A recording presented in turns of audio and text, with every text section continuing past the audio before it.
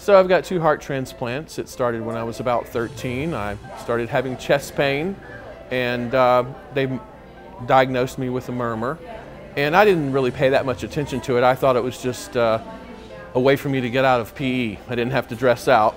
So, you know, I lived with that in my life. I learned how to control it, and I would just stop whenever I was having a problem. And it lasted till I was about 40, and I was actually diagnosed with congestive heart failure when I was 40. And I felt really bad, couldn't breathe. They started me on medications. I got a lot better, but it only lasted 3 years. So I got my first heart transplant when I was 43 in 2000, April 15th, 2000. So I was all good for a few years, and I had a little bit of trouble with that heart. You know, got to get a pacemaker, and had an ablation, a couple of those with that heart. Then finally I got chronic rejection in 2009. I'd had it for 9 years. And after a few months, December 22nd of 2009, they put me on the transplant list again, and I waited almost a year, and I got a call December 3rd, 2010, and at 5:45 in the morning, and I saw on my caller ID that it was Emory, and I thought, what's Emory doing calling this early, you know, forgetting that I'd been on the transplant list for a year. And I picked it up, and they said, Lester? And I said, yeah. And he said, well, we think we got a heart for you. And I said, oh yeah. So they called me down. I went down, and I got my second heart transplant. They called it December 4th because they finished me up December 4th, 2010. And as I was recovering in the hospital, it was probably the second day that I was actually aware. Dr. Vega, who's the surgeon at Emory, he did both of my transplants.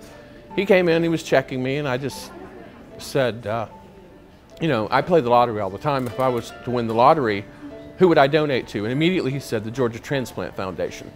So I started thinking about that as I was recovering in the hospital, and we decided to do an event called Angels of Life. So our first one was July of 2011.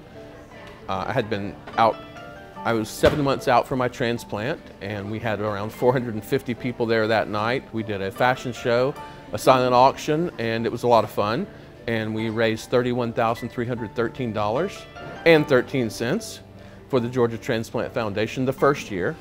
I want people to know that the GTF, the Georgia Transplant Foundation, supports people that are, you know, on the list waiting for a transplant, people who can't afford their insurance, people who are maybe without hope if they don't have the Georgia Transplant Foundation. I think it's a very important organization. 85% of the monies they collect goes straight to the people they help.